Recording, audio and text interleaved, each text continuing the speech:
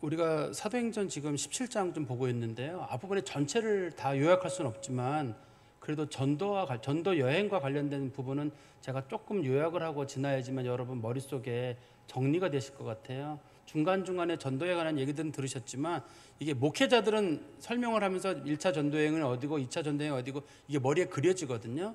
그렇지만 사실 성도들에게는 잘 안 그려집니다. 이게 뭐 어서 전도하면 베레아면 어떻고 데살로니가 하면 어떻고 빌립보면 어떻고 열심히 하면 됐지 뭐 이런 거밖에 사실 생각이 안 나기 때문에, 그러나 목회자들 쪽에서는 이게 이제 머릿속에 그려질 뿐만 아니라 각각의 좀 특성이 있긴 해요. 그렇지만 그래도 성도들에게는 한번 정리를 할 필요가 있을 것 같은데요. 우리가 크게 기억할 것은 예루살렘에서 오순절 성령 강림 이후로 예루살렘 교회가 크게 부흥하는 일이 있었습니다. 그래서 교회 내에서 상당한 정도의 영적 부흥 운동이 있고 제자들도 열심히 사역을 하고 있었는데 갑자기 예루살렘에서의 유대인들이 그리스도인들을 대박해하는 사건이 있었습니다. 그래서 예루살렘에 있는 성도들 내에 사도들과 나이 먹은 사람들 몇몇을 제외하고 나머지 사람들은 전부 예루살렘을 떠나게 됩니다. 예루살렘을 떠나게 돼서 사방으로 흩어지게 되거든요. 이게 이제 디아스포라라고 소위 불려지는 유대인들이 흩어져 사는 건데, 성도들 중에 흩어져 사는 디아스포라라고 부르시면 될 거예요. 이 중에서 구브로로 떠나갔던 사람들, 예루살렘을 떠나서 구브로로 갔던 사람들 중에 일부가 이거 우리끼리만 신앙생활 하면 안 되겠고 이방인들에게도 복음을 전하는 게 어떨까요? 라는 생각을 가진 사람들이 소수가 있었습니다. 그저 그동안은 구원은 항상 유대인들에게만 전하는 걸 알았는데 그래도 몇몇 사람들이 우리 좀 이방인들에게도 복음을 전하자. 그래서 그 사람들이 어디로 모였냐면 안디옥 교회라고 하는 교회, 소위 수리아 지역에 예루살렘 이스라엘 한참 위쪽으로 올라가면 있거든요. 지금 뭐 레바논 어디 그쪽, 시리아나 레바논 어디 그쪽 지역일 거예요. 그쪽 지역으로 사람들이 모여가지고 신앙생활을 하게 됐습니다. 그때 당시에 이제 그 교회의 목회자는 누구였냐면, 우리 성경에 보면 바울과 바나바 할 때 그 바나바가 사실은 그 교회의 이제 핵심 목회자예요. 근데 바울과 바나바가 그 안디옥 교회에서 목회를 하다가 자기 힘으로는 좀 딸려요. 그래서 사도 바울이 자기 고향에 가 있는 사도 바울을 데려다가 바울에게 같이 우리 좀 사역을 하자. 그러는 둘이 힘을 합쳐서 사역을 하면서 안디옥 교회가 굉장히 커지게 됐습니다. 그때 하나님께서 갑자기 그 바울과 바나바와 많은 사람들에게 예언의 영이 임하셔가지고 너희들 중에서 두 사람을 택해가지고 하나님 앞에 세워라. 그 두 사람이 누구냐 보니까 바울과 바나바예요. 근데 그 사람들은 사실 그 교회의 핵심 인물들이거든요. 근데 하나님께서 그 두 사람을 빼내라는 거예요. 왜 빼내는지 몰랐어요. 두 사람을 빼냈거든요. 그리고 하나님 앞에 기도하던 중에 하나님께서 이 두 사람을 선교사로 보내라는 거예요. 말도 안 되는 일이죠. 실제로는 그 교회의 핵심 인물들인데, 두 목회자, 우리로 말하면 담임 목사님, 부목사님 핵심적인 인물들을 선교사로 보내라고 하는 거랑 똑같다고 보시면 돼요. 그래서 이 두 사람이 선교사로 가기를 해가지고 제일 먼저 그럼 선교를 어디로 가야 되느냐? 선교로 가는 방법은 사도 바울이 살고 있던 동네는 안디옥에서 걸어가면 되거든요. 그 다음에 이제 이 바나바가 살던 동네는 구브로라고 하는 섬이거든요. 그래서 그럼 우선은 구브로가 살고 있던, 바나바가 살던 원래 고향인 구브로 지역으로 그럼 전도를 통해 가지고 가가지고 거꾸로 돌아서 그러면 수리아 안디옥으로 돌아오자, 이게 서로 합의를 본 것 같습니다. 그래서 사도 바울이 구브로 섬에 가서 특별히 거기서 바보라고 하는 동네에서 그 당시 바보의 총독으로 있던 서기오 바울이라고 하는 사람을 전도를 하게 돼요. 그 사람이 사도 바울이 전도했던 첫 번째 인물입니다. 첫 번째 인물이기 때문에 이방인 중에서는.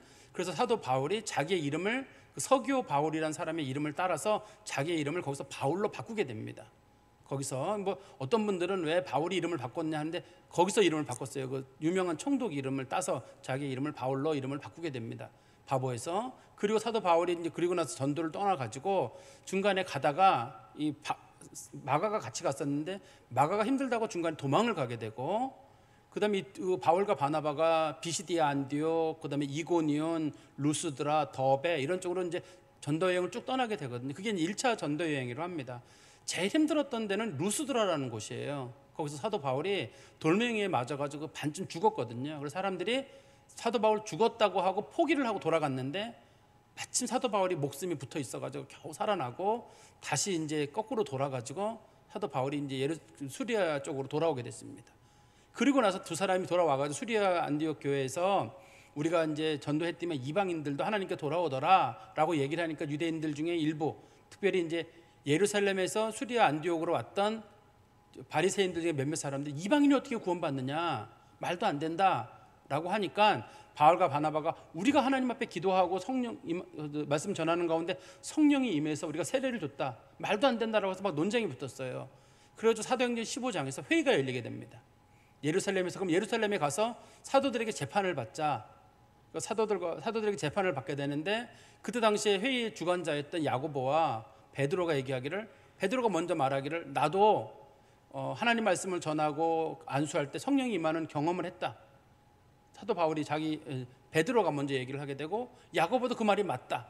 그래서 사도 회의에서 총 결정이 나기를 이방인들에게도 복음을 전하는 것이 옳고 이방인들도 구원받는 것이 확실하다. 그러면 이 얘기를 바울과 바나바, 그리고 당시에 예루살렘 교회의 중심 인물이었던 실라라고 하는 사람을 따라 보내면서 이 사람들이 그 안디옥에 가서 이방인들에게도 복음을 전하는 것이 사도들의 뜻이다. 그리고 그것을 공인하려고 실라라는 인물을 같이 보내게 됩니다. 예루살렘 교회의 중심 인물로서 실라를 보내게 되거든요. 그래서 이제 바울과 바나바가 이제는 뭘 해야 되냐면, 안디옥 교회 성도들에게 이방인 전도에 대한 얘기도 해야 되지만, 두 번째는 자신들이 그동안 전도했던 곳 있잖아요. 전도했던 곳에 가서 이방인들에게도 구원이 있다는 말이 나와 바나바만 전한 게 아니라 예루살렘에 있는 모든 사도들도 동의한 바니 이방인들도 이제는 신앙생활을 자유롭게 하라, 이 얘기를 다시 해줘야 됐습니다. 그래서 사도 바울이 그래서 떠난 게 2차 전도 여행입니다. 2차 전도 여행을 떠나게 됐는데, 그때 이제 바나바는 지난번에 도망갔던 마가를 데리고 가자고 하고, 바울은 지난번에 마가가 실수했기 때문에 난 마가 데려가면 난 안 간다. 그러는 바람에 두 사람이 싸움이 붙어가지고, 그러면 바나바는 마가를 데리고 바닷가 쪽으로 가기로 하고, 사도 바울은 그럼 난 혼자 가는데 어떡하냐 했더니 실라가 그러면 같이 가겠다. 그래서 바울과 실라가 한 팀이 돼가지고 전도 여행을 떠나게 됩니다. 전도 여행을 떠나게 되는데, 바나바는 자기 고향 구브로로 가게 되고, 사도 바울은 자기 고향 길리기아 쪽으로나 걸어서 육로로 가는 겁니다. 육로를 통해 가지고 1차 전도 여행을 뒤돌아가는 거예요. 어떻든 이 두 사람의 목적은 뭐냐면, 자신들이 1차 전도 여행 때 복음을 전했던 사람들에게 가서 이방인들도 예수 믿으면 구원받는다, 그 얘기를 알리는 겁니다. 그래서 이제 이방인들이 구원을 받았나 안 받았나 막 헷갈리고 있을 때 당신들도 구원받았다는 걸 확증시켜주는 일을 하는 겁니다. 이게 당시에 왜 이런 일을 했냐면, 자꾸만 유대인들이 나타나가지고 이방인은 구원 못 받는다고 하니까 이방인 중에 구원받던 사람들이 분명히 바울과 바나바는 맞았다고 하는데 옆 사람들이 너 그런 식으로 하면 천국 못 가, 이런 식으로 생각하시면 돼요. 쉽게 말하면 뭐냐면, 우리가 여러분 예수 믿으면 구원 받습니다, 하나님이 여러분 구원하십니다 라고 얘기를 했는데, 누가 말하기를 너 그때 큰 죄 졌잖아, 그런 죄를 진 사람은 천국 못 가, 너 집사가 말이야, 권사가, 장로가 그런 죄를 졌는데 너 못 가 하나님 나라, 너 그때 하나님 부인했잖아, 너 그때 뭐 했잖아, 너 못 가. 그러면 사람들의 마음속에 나 못 가는 거 아닌가, 이런 마음이 드는 거랑 똑같다고 생각하시면 돼요. 그래서 이 바리새인들이 가고 자꾸만 이렇게 들쑤셔 나가지고 성도들의 믿음이 자꾸 떨어지는 거예요. 그래서 바울과 바나바가 전도 여행을 떠나게 됐는데, 이제 바울은 자기 고향으로 가다가 자기 고향 길리기아 쪽 다소를 지나서 통과하다가 중간에 자기가 맞아 죽을 뻔한 동네였던 루스드라라고 하는 곳에서 누구를 만나게 되면 디모데를 만나게 됩니다. 거기서 나이가 어린 디모데를 자기의 제자 겸 동역자로 삼게 되고, 그리고 이제 계속적인 전도 여행을 통해 가지고 중간에 가다가 이제 누가도 만나게 되고, 그리고 이제 4명이 한 팀을 이뤄 가지고 전도 여행을 가게 되는데, 중간에 어떤 일이 생기게 되냐면, 사도 바울의 목적은 뭐냐면, 자기가 1차 전도 여행 때 복음을 전했던 곳에 가서 다시 그들의 믿음을 확증하는 게 목적이었기 때문에 아시아에서만 복음을 전하는 게 목적이었습니다. 그런데 성령께서 나타나셔가지고 그러지 말고 유럽으로 가라. 기도하는 중에 보니까 마케도니아 사람이 나타나가지고 손을 흔들면서 우리를 와서 도와달라고 하는 바람에 사도 바울이 그게 하나님의 뜻인 줄 알고 어디로 가서 복음을 전하게 되냐면 빌립보에 가서 복음을 전하게 됩니다. 이제 거기서 배를 타고 건너간 거죠. 빌립보에 가서 복음을 전하는 중에 거기서는 루디아라고 하는 여자를 만나게 되는데, 거기는 회당이 없어요. 빌립보라는 곳은 회당이 없는 곳에서 거기서 이제 복음을 전하다가 루디아를 만나게 되고, 루디아의 집이 빌립보 교회가 되고, 그래서 사도 바울이 거기서 중간에 귀신 들린 여자 하나를 치료했다는 이유로 사람들에게 모함을 받아가지고 감옥에 갇히게 됩니다. 빌립보 감옥에서 고통을 당한 후에 빌립보 감옥에서 나와가지고 사도 바울이 나오니까 사람들이 당신 여기 있으면 안 된다. 여기 있으면 안 되니까 당신 떠나라. 그래서 사람들이 사도 바울과 실라와 디모데랑 누가를 어디로 보내냐면 그 빌립보 바로 아래 데살로니카가 있거든요. 저희가 지난번에 봤던 데가 거기까지예요. 이제 데살로니카로 갔는데 데살로니카 사람들이 너무 사나워요. 사도 바울이 데살로니카에서 3주 동안 말씀을 전했다고 되어 있거든요. 사람들이 굉장히 좋습니다. 데살로니카 사람들은 일반적으로 좋아요. 일반적으로 좋은데 데살로니카에 있는 유대인들이 굉장히 극렬파입니다. 오늘 성경 말씀에 그거랑 관련된 내용이 나오거든요. 그 사람들이 극렬파여가지고 그 사람들은 말씀이 옳으냐 그르냐 상관없어요. 일단은 내가 가지고 있는 선입견에 안 맞으면 무조건 다 배척하는 그런 입장이에요. 오늘 본문에 나오는 베레아 사람들은 데살로니카 사람들보다 더 너그럽다 이렇게 표현하고 있는 거는 이 데살로니카 사람들이 얼마나 폐쇄적이었는지 그거를 보여주고 있는 겁니다. 그래서 데살로니카에서 그 유대인들에게 복음을 전했는데 유대인 중에 회심한 사람은 세 사람이라고 성경에 언급되어 있거든요. 한 사람은 야손이라고 하는 교회를 제공한 사람, 두 번째는 아리스다고랑 그다음에 뭐 또 한 사람 성경에 언급이 되어 있거든요. 이 세 사람이 있었는데 이 세 사람이 함께 이제 그 복음을 받아 유대인들 중에서는 복음을 받아들인 사람이 세 사람이에요. 아리스다고와 세군도군요. 그러니까 그 야손이랑 아리스다고와 세군도 이 세 사람이 그 유대인들 중에서는 복음을 받아들이게 되고 나머지는 헬라 사람들만 복음을 받아들이게 됩니다. 데살로니카에서는 왜 그러냐면 사도 바울이 복음을 전했던 곳이 회당이었는데 회당에 있는 유대인들이 굉장히 폐쇄적인 사람들이라서 절대 마음을 열 마음이 없다 보니까 어떻든 그래도 세 사람 그 야손과 아리스다고와 세군도는 복음을 받아들이게 되지만 나머지 헬라 사람들은 좀 복음을 받아들이게 되거든요. 사도 바울이 거기서 있는데 갑자기 이 회당에 있던 유대인들이 사도 바울과 실라를 뭐라고 고발을 하게 되냐면 저 사람들이 지금 혁명을 일으키려고 하는 거다. 말로는 종교를 말하지만 실제로는 종교라는 이름으로 반정부적인 행동을 해가지고 가이사를 폐위시키고 예수라고 하는 인물을 왕으로 세우려고 한다. 그러니 저 사람을 가만두면 안 된다. 그래서 그 사람들이 자꾸만 이 당시에 행정관리들한테 가서 계속적으로 고발을 하는 거예요. 우리 한번 본문 말씀 위에 한번 보실까요? 8절의 말씀해 보시면 무리와 읍장들이 이 말을 듣고 소동하여, 이 말이 원래 번역을 제대로 하면 이렇게 되어 있습니다. 이 말을 듣고 당시에 시 당국자들이 자극을 받았으나 이 무리들, 그러니까 무리와 읍장들이 계속적으로 사람들을 자극하는 겁니다. 저 사람들을 혁명을 일으키려고 하니까 저 사람들을 죽이십시오라고 했지만 당시에 행정 책임자가 야손과 그 나머지 사람들에게 보석금을 받고 놓아주니라. 보석금만 내게 하고 너희들 대신에 복음을 전하지는 말라라는 약조를 받고 돈을 받은 다음에 그 사람들을 풀어주게 되거든요. 그리고 난 다음에 바울과 실라가 이제 피해서 어디로 가게 되냐면 오늘 10절에 보시면 밤에, 오늘 이제 10절입니다. 밤에 형제들이 곧 바울과 실라를 베레아로 보내니 그들이 이르러 유대인의 회당에 들어가니라. 그 데살로니카에서 복음을 전하다가 지금 야손의 집이 한번 사람들이 기습을 당했거든요. 바울과 실라는 그 도망을 갔습니다. 이미 피신을 했었던 상황이라서 사람들이 밤에 아무래도 안 되겠으니까 당신들 여기 있으면 안 된다. 베레아로 가라.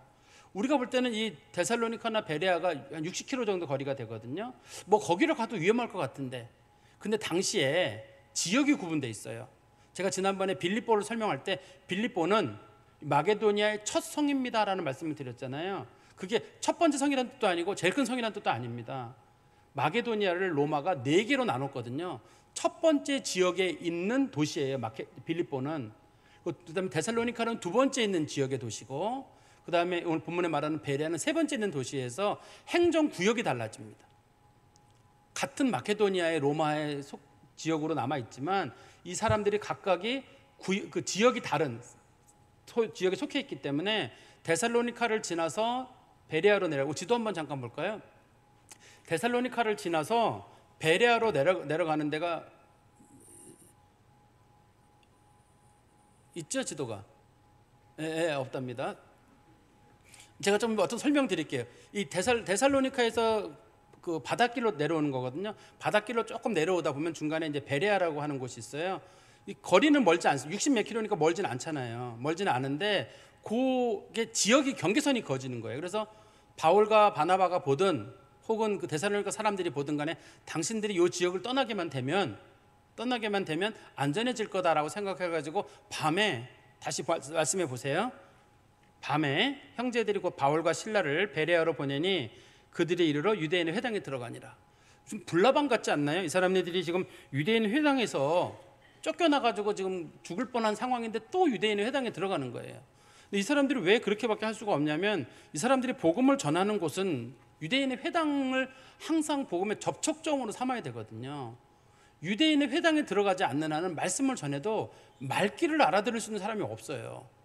그래서 베레아에 내려가서도 거기서도 유대인의 회당에서 복음을 전하게 되는데, 여기 보면 베레아 사람들의 특징이 나옵니다. 우리 성도들이 외우는 귀절 중에도 아마 하나일 거예요. 11절에 보시면 베레아에 있는 사람들은 데살로니카에 있는 사람들보다 더 너그러워서 간절한 마음으로 말씀을 받고 이것이 그런가요? 날마다 성경을 상고함으로. 아마 여러분들 이거 이렇게 기억하고 있죠? 베레아 사람은 데살로니카 사람보다 더욱 신사적이어서, 이런 식으로 성경 말씀 기억하고 계시죠? 그렇게 기록이 되어 있는데, 이 본문에 보니까 베레아 사람은 데살로니카 사람들보다 더 너그럽다 이렇게 설명하고 있지만, 옛날 성경은 신사적이라고 했는데 어떤 게 더 원문에 가깝냐면 신사적이란 말이 좀 더 원문에 가깝습니다. 우리나라 말로 말하면 정확한 번역은 뭐냐면 그들은 고귀한 성품을 가진 사람들이다 이런 뜻이거든요. 그러니까 그 데살로니카 사람하고 베레아 사람들을 비교해 봤는데 같은 유대인들이라 할지라도 두 부류의 사람들이 완전히 인품이 다른 부류의 사람들입니다. 그래서 어떤 면에서 그 사람들이 너그럽냐면 간절한 마음으로 말씀을 받고 이것이 그런가요? 날마다 성경을 상고했다. 지금 무슨 말이냐면 그 사람들은 고귀하다는 말의 뜻이 마음이 열린 사람, 너그러운 사람들이에요. 그러니까 누가 무슨 얘기를 했을 때 그 얘기를 듣고 나서 이게 정말 하나님 말씀이면 하나님 말씀에 대한 사모하는 마음이 강해가지고, 그래 하나님 말씀에 한번 들어보고, 두 번째는 이것이 그런가 하여 날마다 성경을 상고했다는 말은 사도 바울이 전한 얘기가 자신들이 알고 있던 얘기랑 다르잖아요. 자신들이 알고 있던 유대인들이 주장하는 메시아랑 사도 바울이 전하는 메시아가 다르거든요. 지금 현재로 사도 바울은 지금 예수가 메시아라고 주장하고 있고 유대인들은 또 다른 메시아를 기다리고 있는데, 그럴 때 사람들이 그럼 누구 말이 맞는지 한번 비교해 보자는 거예요. 데살로니가 사람들은 무슨 얘기냐면 무슨 성경 규절이 하나 나왔다. 그럴 때 사람들은 자기가 알고 있는 거랑 다른 경우 딱 일단 거부를 해요. 제가 예를 들어서 하나 좀 설명드리면, 우리가 구약 성경에 보면 레아와 라헬을 비교할 때 라헬은 눈이 예쁘다고 되어 있잖아요. 레아는 눈이 희미하고 그 다음에 라헬은 아름다운 여인이었다 이렇게 되어 있단 말이에요. 성경에 보면 기억나세요? 성경에 보면. 그래서 사람들은 레아의 눈빛이 희미했다라고 하니까 레아는 눈빛이 동태 눈깔 같았구나, 그리고 라헬은 엄청 예쁜 사람이었나 보다 이렇게 성경은 설명하지만, 히브리어 문맥에 들어가면 레아는 눈동자가 그윽한 여자, 즉 눈빛이 참 아름다운 여자고 라헬은 몸매가 좋은 여자 이렇게 되어 있습니다. 성경의 원문에는. 그래서 레아는 장점이 눈이 예쁘고 속이 깊은 여자라는 뜻이에요. 그리고 라헬은 그런 건 없지만 속 깊지는 않지만 몸매는 좋은 여자. 근데 야곱은 마침 몸매 좋은 여자를 선택한 겁니다. 그런데 우리나라 성경책에 레아가 눈빛이 알력이 좋지 않다라고 돼 있다 보니까 내가 알고 있는 레아는 분명히 동태 눈이어야 되거든요. 그러니까 안 받아들여지는 거예요. 그래서 영어 성경책들이나 최근에 우리나라 성경책 말고 다른 나라 성경책들을 다 보면 뭐라고 되어 있냐면 she's like, 그 눈이 뭐 같냐면 tender라고 되어 있습니다. 영어 성경에는 tender라고 되어 있단 말은 눈빛이 참 그윽하고 기품이 있는 여자, 속이 넓다 이런 뜻이거든요. 그게. 그렇지만 이게 안 받아들여집니다. 보통의 경우는. 왜냐하면 내가 알고 있던 레아는 눈동자가 흐려야 돼. 그래서 야곱이 이 여자를 싫어했고, 그래도 이 레아가 그래도 빠릿빠릿하고 좀 똘똘하고 그러니까 야곱이 골랐다고 해야 되기 때문에 입장을 못 바꾸는 거예요. 이럴 때 이 베레아 사람들 같은 사람들은 어떤 사람이냐면 다른 얘기를 접했잖아요. 그러면 그래요? 한번 확인해 봅시다. 성경 말씀이 진짜 그런지.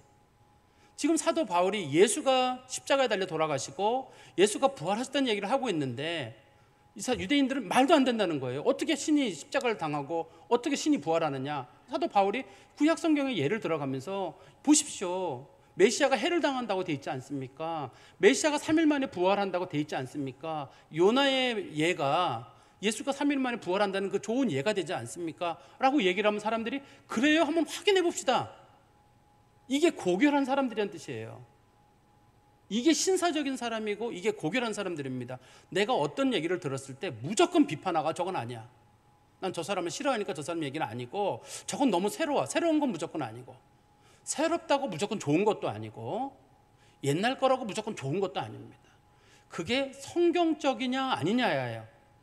내 고집이나 내가 가지고 있는 생각으로 성경을 보는 거 그건 데살로니가 사람이에요.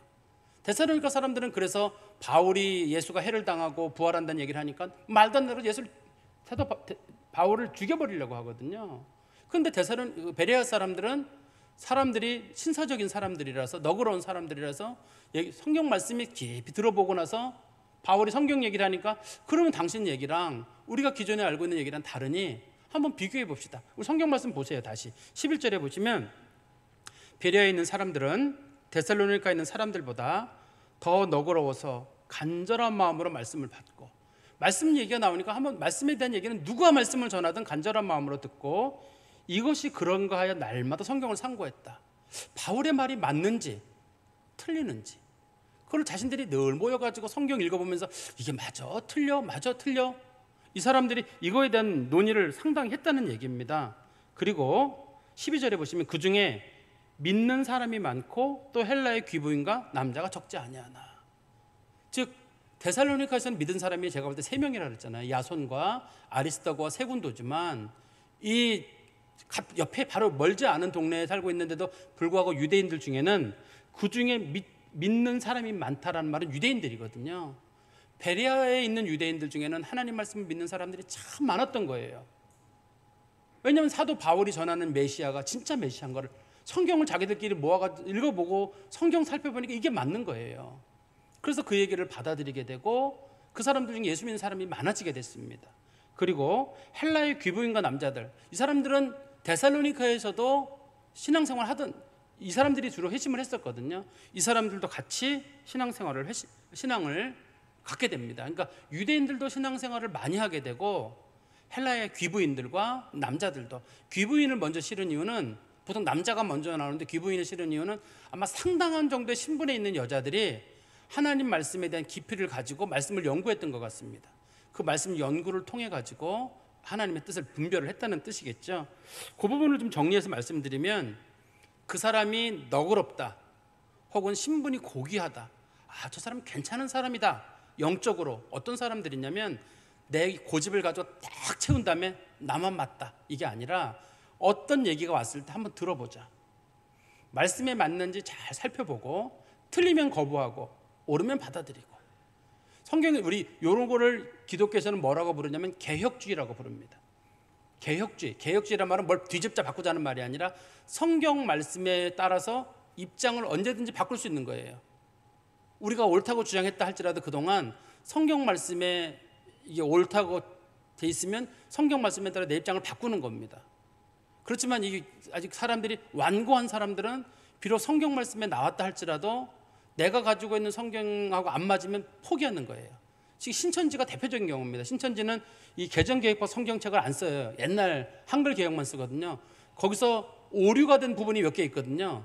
근데 그거를 꼭 붙잡고 가는 거예요. 그것만 성경이라는 거예요. 그것도 옳지 않아요. 또 침례교 계통 중에 말씀 보존학회라는 데가 있습니다. 이게 우리나라에 많이 있어요. 그분들 주장하는데 그분들은 뭘 주장하냐면 킹제임스 버전이라고 불려지는 소위 그 흠정역이라고 불려지는 킹제임스 버전만이 진짜 성경 하나님의 말씀이다. 나머지는 다 가짜다. 그래서 킹제임스 버전만이 진짜 성경이라고 주장하고 거기서 오류가 된 게 많이 있습니다. 킹제임스 버전도 오류가 된 부분은 우리가 원문을 찾아가지고 계속 비교 분석을 해야 되거든요. 절대 그럴 거 없다는 거예요. 그러니까 우리나라 옛날 개혁판이 무조건 옳다고 주장해서 지금도 그 성경책만 쓰는 사람들이 있어요. 교회들이 우리나라에 제법 있습니다. 또 어떤 교회들은 킹제임스 버전의 영어판이든지 혹은 한글 번역판, 흠정역판이 있거든요. 그거를 옳다고만 주장하는 분들이 있어요. 이렇게 말씀을 보면서 참 고집스러운 데살로니가 교인들 같은 그런 모습이에요. 성경은 원문이 없기 때문에 여러 가지 사본을 놓고 비교해보고 찾아내고 또 수많은 학자들이 달라붙어서 어떤 게 하나님의 원문에 가장 가까운지, 우리 아까 다시 한번 보세요. 8절의 말씀이 위에 보시면 무리와 읍장들이 이 말을 듣고 소동하여 야손과 그 나머지 사람들에게 보석금을 받고 놓아주니라. 말이 문맥이 안 되잖아요. 문맥으로 위에 문맥에 보면 무리와 읍장들이 이 말을 듣고 소동해서, 소동이 나서 돈을 받고 풀려줬다가 되잖아요, 번역에 있어서. 그래도 원문에 가장 가까운 번역은 이 말을 듣고 시 당국자들이 많은 사람들을 자극을 했거나 혹은 자극을 받았지만 그럼에도 불구하고 이 사람들을 기소할 의견이 없어요. 왜냐하면 증인이 도망갔잖아요. 바울과 실라가 도망을 가버렸기 때문에 더 이상 이 사람들을 책임을 물을 수가 없어가지고 보석금을 받고 풀어줬다. 이게 문맥이란 말이에요. 그러니까 성경을 볼 때에도 원문에서 어떻게 말하고 있는지를 찾아내고, 또 그거를 우리가 이제 다 볼 수는 없지만 그래도 몇몇 성경들을 비교하다 보면 뭐 우리 한글 성경이든 뭐 공동 번역 성경이든 영어 성경이든 이렇게 비교하다 보면 바른 성경이든 그래도 가장 가깝게 이 본문을 해석하신 분들이 있거든요. 그거를 잘 활용을 해서 보면 될 것 같습니다. 그리고 우리 13절에 데살로니카에 있는 유대인들은, 이 사람들은 베레아에 있는 사람들하고 정반대 사람들입니다. 바울이 하나님의 말씀을 베레아에서도 전하는 줄을 알고 거기도 가서 무리들을 움직여 소동하게 하거늘. 이 소동하겠다는 말은 자극한 거예요. 또 이 사람들이 데살로니카에서 한 것처럼 베레아에서 가서 하는 말이 이 17장에 보면 앞부분에 보면 나오거든요. 이 사람네들이 가이사를 반대한다, 황제를 반대하고, 두 번째는 예수를 왕으로 옹립하려고 한다. 어디에 나오냐면요, 그 부분은 7절, 17장 7절에 보시면 이 사람들이 다 가이사의 명을 거역하여 말하되 다른 임금 곧 예수라는 이가 있다 하더이다. 이 똑같은 얘기를 또 가서 하는 거예요.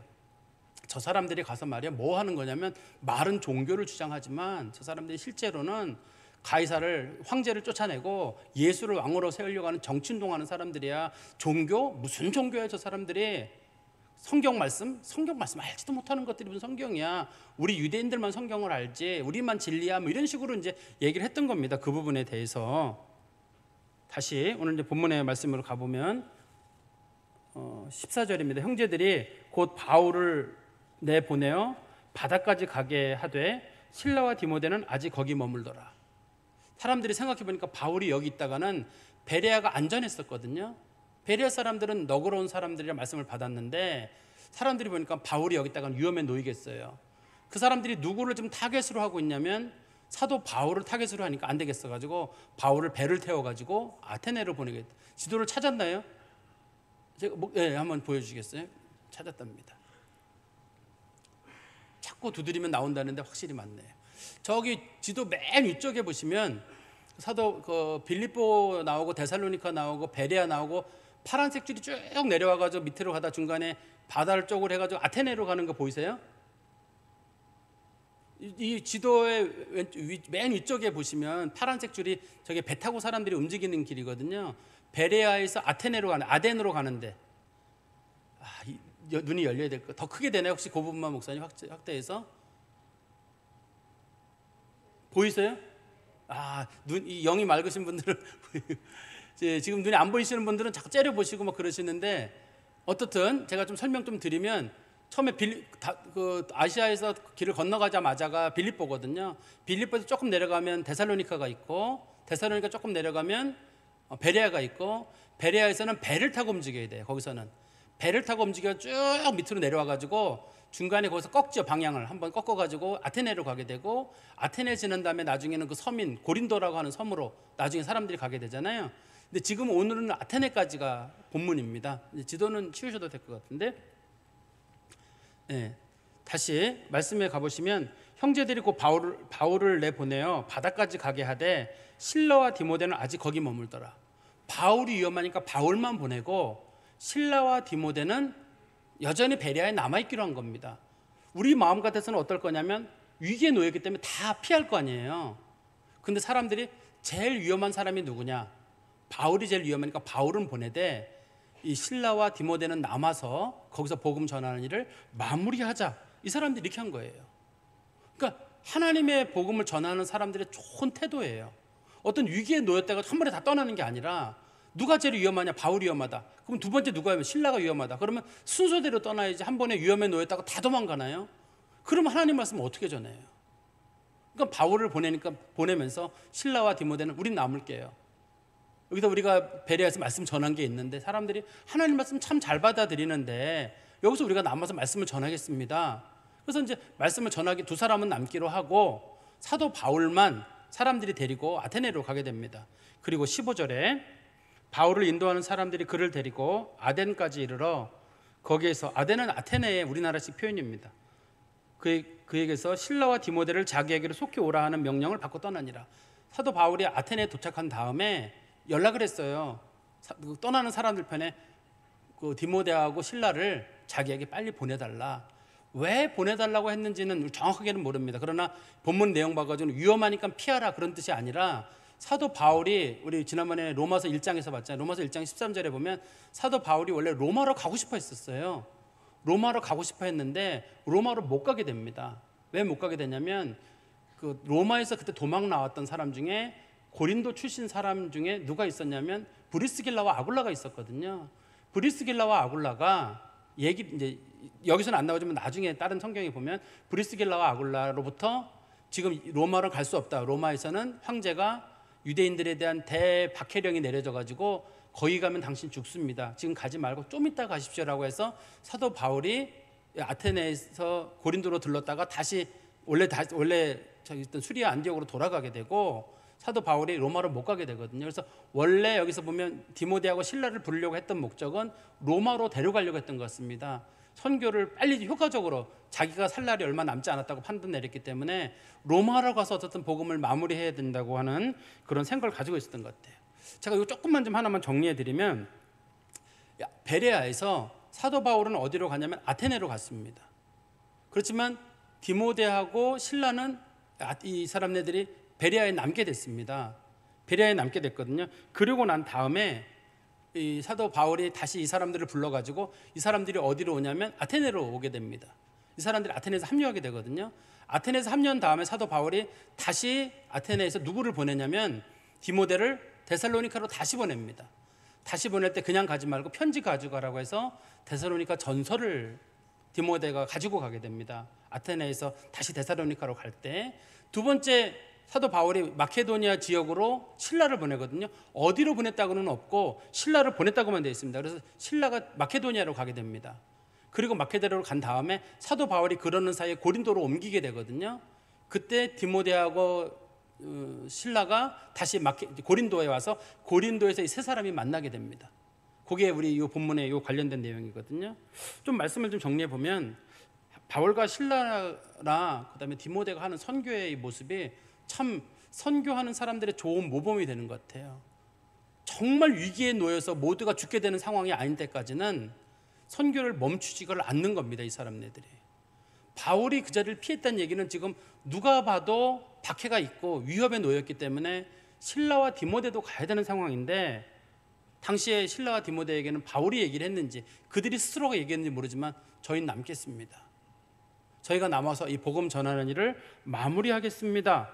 그래서 그 사람들이 복음을 마무리하는 거예요. 그러니까 사람들이 바울만 의지한 게 아니라 바울이 안 되면 우리가 하겠습니다. 그동안 말씀은 주로 사도 바울이 정했거든요.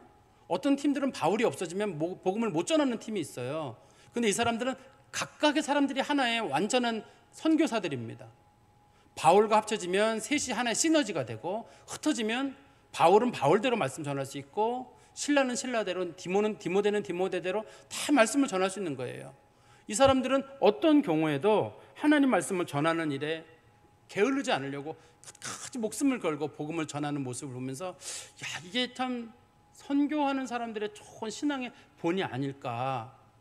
제가 우리 성도님들께 몇 번 이 말씀을 드린 적이 있는데 저도 그게 신학교 시절에 굉장히 이렇게 좀 감동적으로 다가왔던 본문이라 말씀이라 들었던 말씀이죠. 들었던 말씀이라 제가 다시 한번 말씀드리면 제가 신학교 졸업할 때 당시에 이제 우간다에 앵글리칸 캐논이라 그래서 주교 밑에 앵글리칸은 성공회잖아요. 성공회의 주교 밑에 그러나 그 일반 신부 위에 캐논이라고 하는 위치가 있습니다. 그런 자리가 우리로 말하면 뭐 노회장쯤 된다 뭐 이 정도 좀 될 것 같아요. 그런 앵글리칸 캐논이라는 분이 계셨는데 그분이 당시 우간다에서 큰 기독교인에 대한 박해가 있었거든요. 그래서 그 사람이 한국에 편지를 보냈어요. 내가 여기 있으면 죽을 것 같으니까 내가 여기서 망명할 수 있도록 비용을 조금만 보내주십시오라고 하는 선교 편지가 한국으로 왔어요. 그분이 한국에서 공부를 했거든요. 근데 이 학교에서 답장을 뭐라고 보냈냐면 돈을 보낼 수 없습니다. 우리가 당신을 그 선교지로 보낸 것은 당신 민족을 위해서 죽으라고 보낸 거지 살라고 보낸 게 아닙니다. 거기서 죽으십시오라고 답장을 썼어요. 학교에서요. 보통의 경우는 살려달라고 지금 부탁을 하는 거잖아요. 부탁을 살려달라고 부탁을 하니까 제가 이렇게 하는데 학교 쪽에서는 뭐냐면 이보세요. 하나님 말씀을 전하러 간 사람은 죽어야지 왜 당신이 살아나오려고 하느냐. 일반인들도 그런 얘기를 합니다. 뭐라 그러냐면 어떤 사람이 가서 열심히 봉사하고 막 죽을 똥 살똥 하면은 당신 왜 그러냐. 당신은 열심히 하지 않으면 사람들이 막 뭐라 그러면 그 사람이 말하면 내가 선교사입니까? 내가 목회자입니까? 선교사는 목회자들은 목숨 걸고 하지만 우린 그런 사람이 아닙니다. 우린 돈 보고 하는 거고 건강 보고 하는 사람들이지 선교자는 목회자들은 불나방처럼 달라들지만 우리는 그렇게 하지 않습니다. 일반인들도 그런 말을 해요. 선교사나 목회자나 말씀 전하는 사람들에 대해 가지고 있는 기대감입니다. 그게. 근데 이 본문에도 보면 인간적으로 볼 때는 참 냉혹한 말일지 모르겠어요. 그래도 결국 그분 한국 못 왔어요. 돌아가신 지 어쩐지 그리고도 몰라요. 저는 그리고 졸업을 했기 때문에 그리고는 모르는데 참 보내는 분의 입장이 참 누가 봐도 너무 차가워요. 제가 보면서도 저렇게 차갑게 하는 게 하나님 앞에 성경인가 싶은데 근데 지나고 나보면서 뜻은 알겠어요. 말씀을 전하러 보낼 때 살라고 보내는 건 아니거든요. 거기서 죽으라고 보내는 거고 대부분의 선교사들과 목회자들이 그렇게 죽었고 그 죽음의 터전 위에 하나님의 복음이 세워지게 되는데 사도 바울과 실라와 디모데가 그런 면에서는 참 위협 가운데도 말씀을 지키려고 하는 모습이 참 아름답지 않나 싶습니다. 특별히 우리가 이 본문을 보면서 베레아 사람들의 특별한 장점이 하나가 있는데요. 열린 마음이에요. 어떤 얘기, 특히 성경에 관련된 말씀을 들었을 때 들어는 두는 거예요. 열린 마음으로 들어두고 폐쇄적이지 않게 들어는 두되 그게 말씀에 맞는지 늘 살펴본. 어떤 분들은 말씀을 제대로 상고하지 않고 이단으로 넘어가는 분들이 있거든요. 지난번에 신천지 강의하시는 분들이 꼭 이단에 넘어가는 성도들이 A급 성도라고 하잖아요. 말씀 좋아하고 성경 좋아하는 분들이 꼭 그런 분들이 이단에 넘어가더라고 하시는데 그러지 마시고 꼭 말씀을 읽고 뭔가 접했을 때 목회자들에게 좀 물어보시고 목사님 이게 맞나요? 내가 들었는데 제발 고집 피우지 마시고 내가 뭐 영적인 체험을 했는데 누가 병을 고쳤는데 제발 그러지 마시고 그냥 적어도 저희한테라도 목사님 이게 맞습니까? 그럼 저도 제가 맞는지 한번 다시 한번 확인해보고 여러 각도 찾아보고 그건 아닌 것 같다, 맞는 것 같다 판단을 내릴 거 아니에요. 우리 목회자들이 적어도 해야 될 일이 그런 일들이라고 저는 생각을 하거든요. 우리 성도님들도 말씀을 읽거나 뭐 할 때 좀 열린 마음으로 들으시되 그러나 그것이 하나님 말씀에 꼭 맞으면 받아들이고 하나님 말씀이 아니면 우리가 거부할 수 있는 거. 그게 이 베레아 사람들의 어떤 그 젠틀한 면이고 열린 마음이 아니까 우리가 이런 마음을 가지고 사시기를 간절히 소망합니다. 기도하겠습니다. 하나님 아버지, 주님 감사합니다. 주의 종들처럼 저희들도 하나님 말씀 앞에 단단히 서게 해주시고 하나님 말씀을 전하고 또 하나님 말씀에 순복한다는 일이 그저 말과 마음 먹는 거로만 되는 것이 아니라 우리들의 목숨까지 던져져야 그것이 제대로 된 하나님 말씀 앞에 순종이라 저희들이 믿습니다. 바로 없건대 나이 드신 분들은 살 날이 많지 않으니 목숨 버리는 것 아끼지 않게 하시고 또 젊은 사람들은 젊어서 우리의 목숨을 버리는 것이 하나님 앞에 갚은 줄 알고 하나님 앞에 드리는 것이 가장 소중한 줄 알고 우리들의 목숨도 분연히 하나님 앞에 드릴 줄 아는 세상이 감당할 수 없는 그런 믿음의 성도들이 되게 하여 주시옵소서. 예수 그리스도의 이름으로 기도하옵나이다. 아멘. 찬송가